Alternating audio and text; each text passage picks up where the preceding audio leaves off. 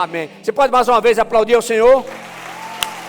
É ao Senhor toda a honra, toda a glória, todo louvor, toda exaltação e todo o aplauso. Amém. Você pode assentar. Aleluia. Glória a Deus. Abra a sua Bíblia, por gentileza, no Evangelho de Mateus, capítulo 26. Evangelho de Mateus, capítulo 26. Aleluia. Glória a Deus. Eu tenho dito aos irmãos que o tempo tem passado muito rápido. E eu sei que essa não é uma percepção somente minha. Com certeza todo o povo de Deus tem percebido isso. E a gente vê o Senhor agindo de uma forma tremenda. Eu confesso para vocês que eu não imaginava que a gente fosse alcançar o tempo que nós estamos alcançando. E a gente vê que é uma pressa do Senhor. Consequentemente, há um chamado para a igreja, chamado para a santificação, chamado para verdadeiramente uma vida comprometida com o Senhor. Sem santificação não pode existir uma vida comprometida com o Senhor. Para aqueles que não sabem, a santificação, segundo o conceito divino, significa rejeitar tudo aquilo que o mundo tem como normal e natural, mas que são coisas contrárias aos princípios contidos nas Sagradas Escrituras. Sagradas Escrituras, a palavra de Deus. Essa palavra que é vivificada pelo Espírito Santo. E ela é vivificada a cada momento, a cada instante. É por isso que todas as vezes que nós abrimos essa palavra, o Espírito de Deus fala conosco. Ele traz a revelação da sua palavra. Ele é fiel, Ele é justo e Ele é verdadeiro. Mateus capítulo 26, a partir do versículo 36. Amém? Você pode abrir a sua Bíblia, pode abrir o seu iPad, seu iPhone, o seu celular aí e acompanhar com a gente. Estou usando a versão Almeida século 21. Então Jesus foi com os discípulos a um lugar chamado Getsêmani e disse-lhes: sentai-vos aqui enquanto vou ali orar. E levando consigo Pedro e os dois filhos de Zebedeu, começou a entristecer-se e a angustiar-se. Então ele lhes disse: a minha alma está tão triste que estou a ponto de morrer. Ficai aqui e vigiai comigo. E adiantando-se um pouco, prostrou-se com o rosto em terra e orou: meu Pai, se possível, afasta de mim esse cálice. Todavia, não seja como eu quero, mas como tu queres. Voltando para os discípulos, achou-os dormindo e disse a Pedro: vós não pudestes vigiar comigo nem uma hora? Vigiai e orai, para que não entreis em tentação. O espírito está pronto, mas a carne é fraca. Retirando-se mais uma vez, orou: meu Pai, se não for possível afastar de mim esse cálice sem que eu beba, seja feita a tua vontade. E voltando outra vez, Jesus achou-os dormindo, porque seus olhos estavam pesados. Deixando-os novamente, foi orar pela terceira vez, repetindo as mesmas palavras. Então voltou para os discípulos e disse-lhes: ainda dormis e descansais? Chegou a hora e o Filho do Homem está sendo entregue nas mãos dos pecadores. Vamos, levantai-vos. Aquele que me trai está próximo. Amém? Amém? Sabe, irmãos, os estudiosos da palavra afirmam que o evangelho que tem o nome de Mateus foi escrito pelo próprio Mateus. E esse texto que acabamos de ler, ele retrata os momentos de grande angústia vividos por Jesus Cristo, homem. Sim, porque Jesus, como Deus, ele ele não tem angústia. Mas Jesus Cristo, o homem, foi aquele que deixou a sua glória, a sua majestade, veio ao mundo, nascido de mulher, gerado pelo Espírito Santo. Então ele tinha sede, fome, cansaço. Jesus Cristo, homem. Amém? Agora, ninguém jamais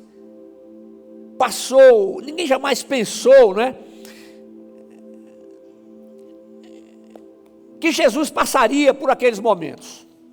Os seus discípulos, apesar de estarem com ele já há 3 anos, participando dos milagres, se alimentando juntos, mas ninguém jamais passou pelo que Jesus experimentou lá no Getsêmani. E a sua determinação em cumprir tudo o que fora planejado por Deus, com o objetivo para que a humanidade tivesse a oportunidade de viver eternamente em sua presença. Amém? Agora, irmãos, tudo foi totalmente cumprido pelo Filho unigênito do Pai eterno. E nós podemos dizer que a obediência e a fidelidade de Jesus Cristo, o homem, ao Pai, foram completas, perfeitas, sem nenhum arranhão. Aquele tipo de morte era o único tipo de morte, a única coisa que podia acontecer para que pudéssemos ser salvos eternamente.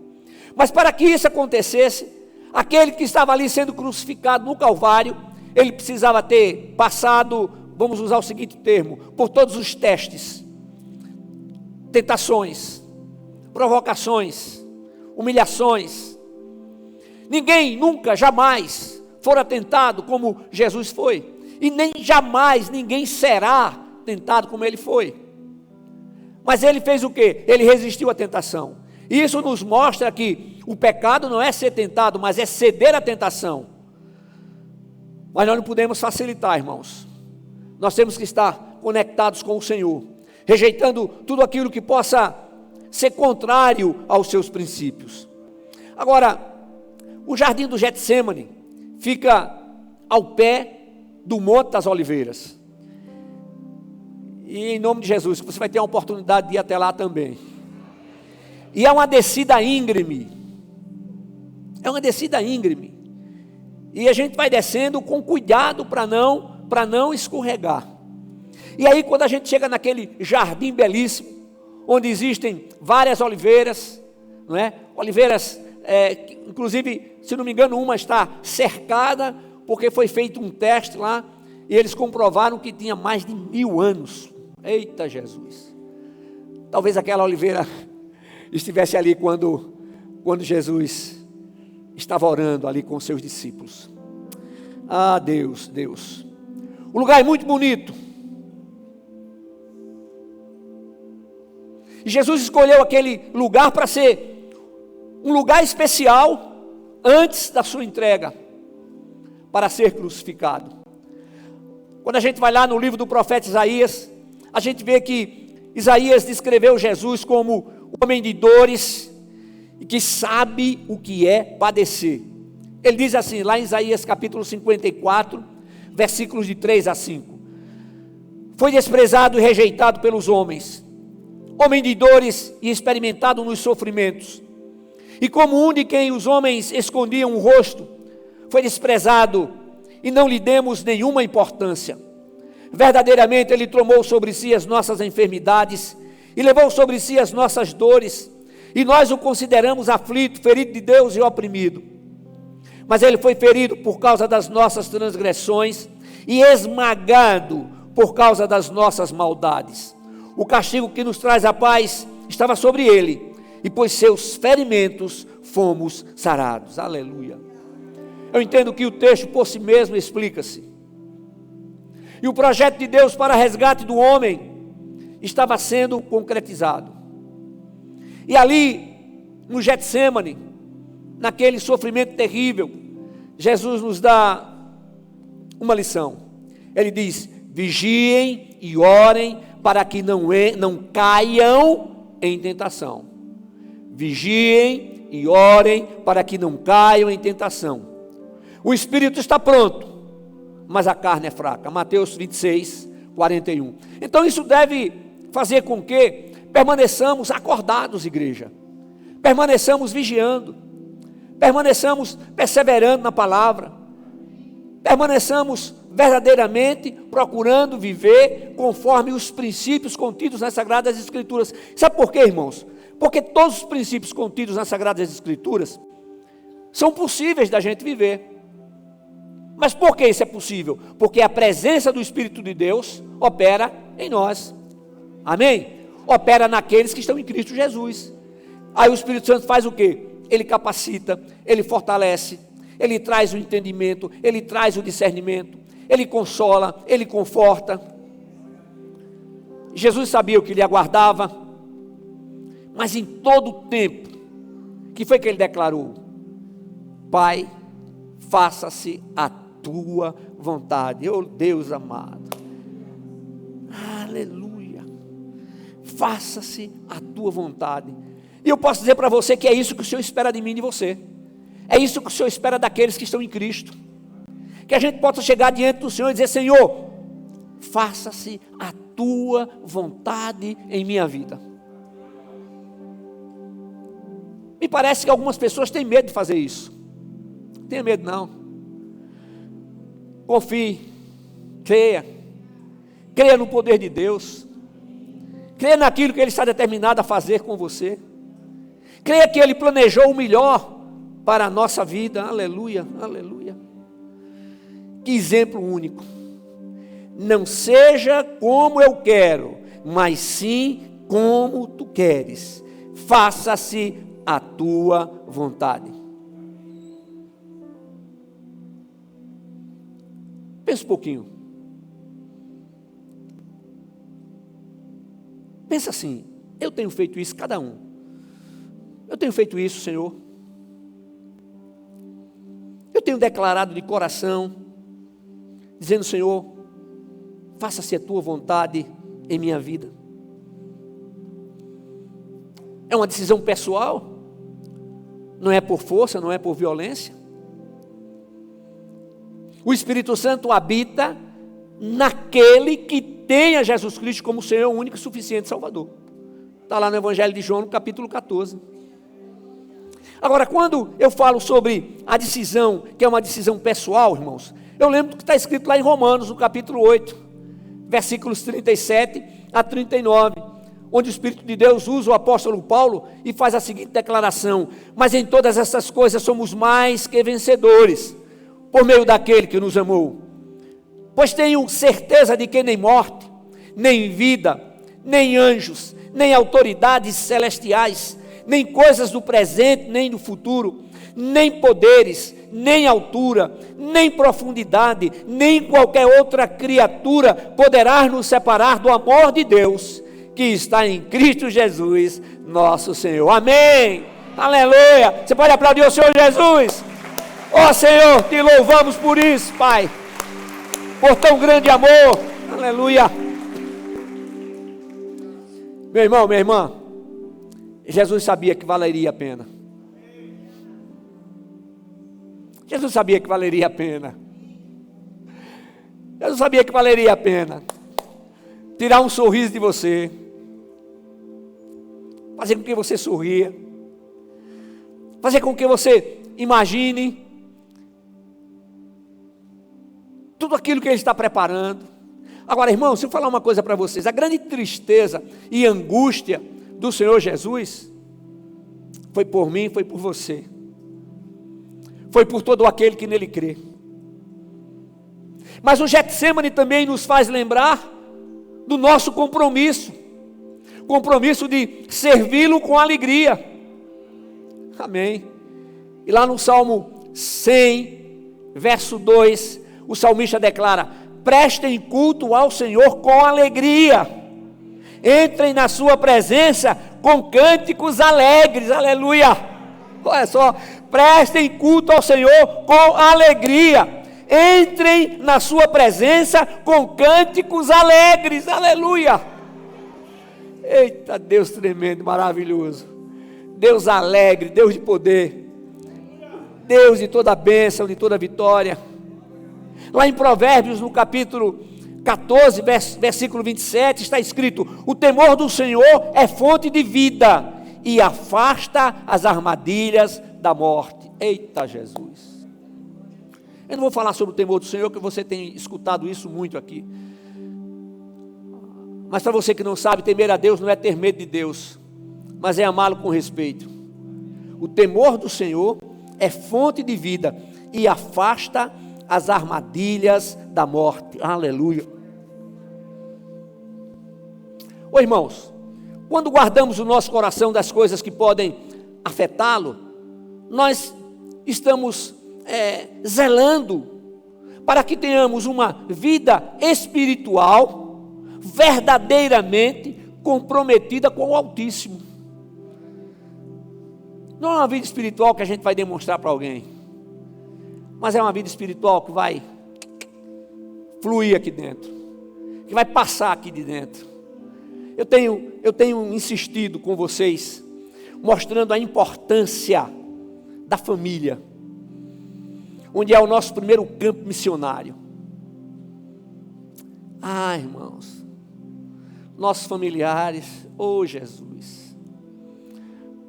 Aí eu me lembro que a minha mãe sempre falava assim: meu filho, o seu avô orava e apresentava ao Senhor todos os familiares.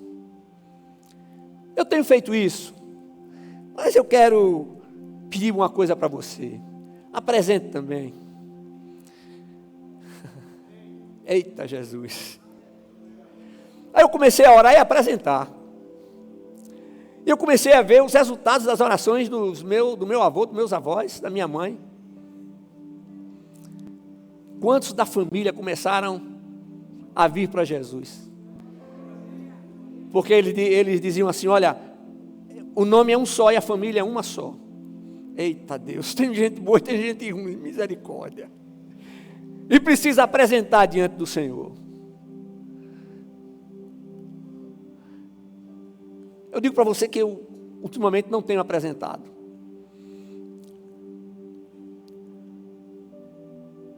Mas eu preciso voltar a fazer isso. Sabe por quê, meus irmãos? O Evangelho entrou na nossa família através de meu avô materno.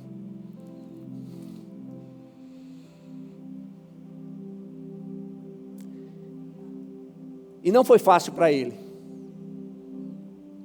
Aos 18 anos, expulso de casa, órfão de pai, órfão de mãe.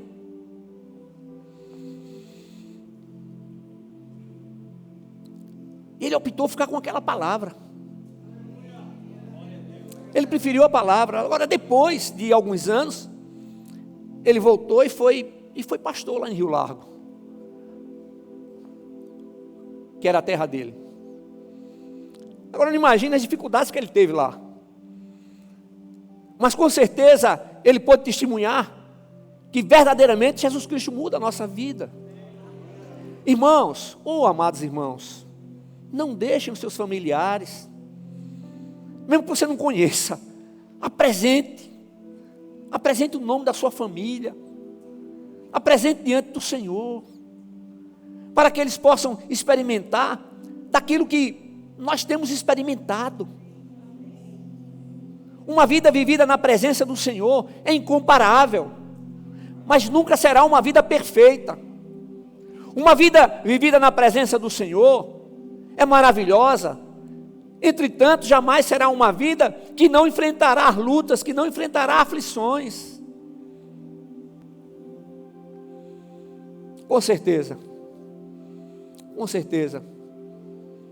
as aflições virão, mas a presença do Senhor fará sempre toda a diferença. Agora, eu vou citar somente 3 coisas que o Senhor espera dos seus filhos: obediência, santificação e perseverança. Em nome de Jesus, nunca esqueça disso: obediência, santificação e perseverança. Perseverança no Senhor, santificação ao modo de Deus, obediência ao Espírito de Deus. E lá no Getsemane, Jesus sentiu angústia avassaladora,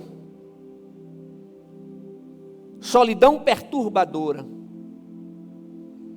mas a sua oração foi triunfante. Lá no Getsêmani, Jesus orou humildemente, conforme diz o pastor Hernandes Dias Lopes, agonicamente, perseverantemente e triunfantemente. Agora observe uma coisa, o tempo todo foi Jesus quem estava vigiando, foi Jesus quem estava orando, o tempo todo foi Ele quem perseverou. Mas Jesus também não orou somente no Getsêmani, mas também ordenou que os discípulos orassem, apontou a vigilância e a oração como um modo de escapar da tentação. Mas isso não foi somente para os discípulos lá do Senhor, não, equipe de louvor. Isso foi para a igreja hoje. A igreja na época, a igreja contemporânea, a igreja hoje. Igreja no terceiro milênio. Eu digo que mais do que nunca a igreja precisa orar. Ô irmãos, responde aí no teu coração. Você tem orado?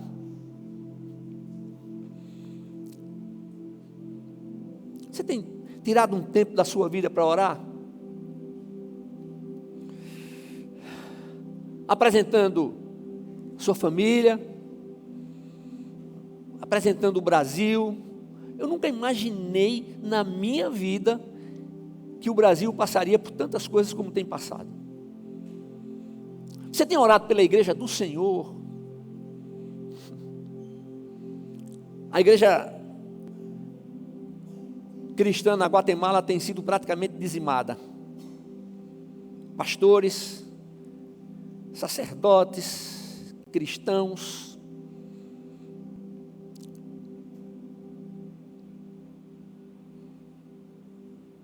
sendo brutalmente, vou usar o termo, para não usar um termo mais pesado, destruídos.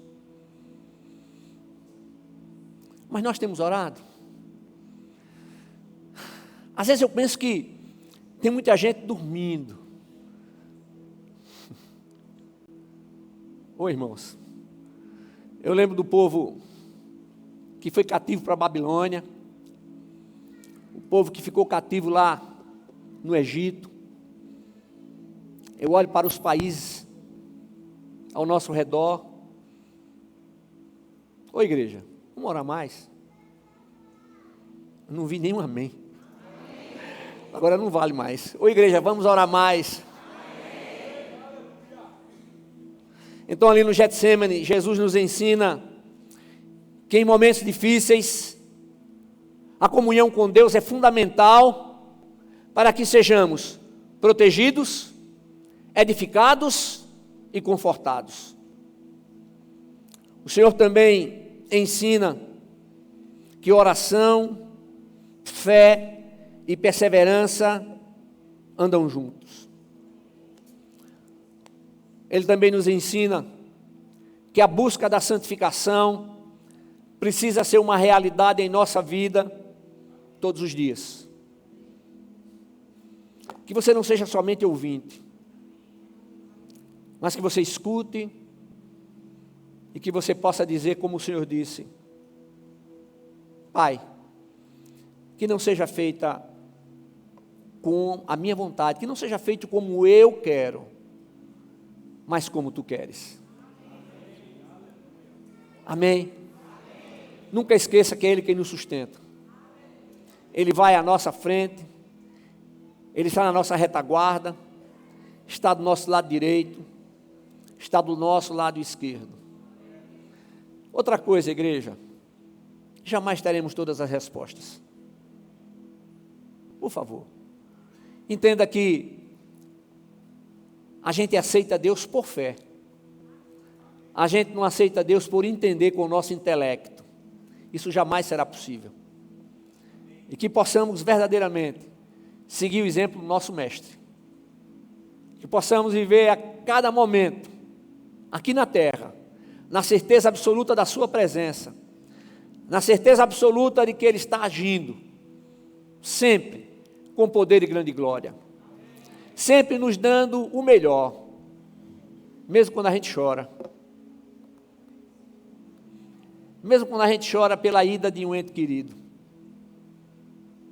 É difícil, é impossível entender isso com a mente, mas a gente aceita por fé,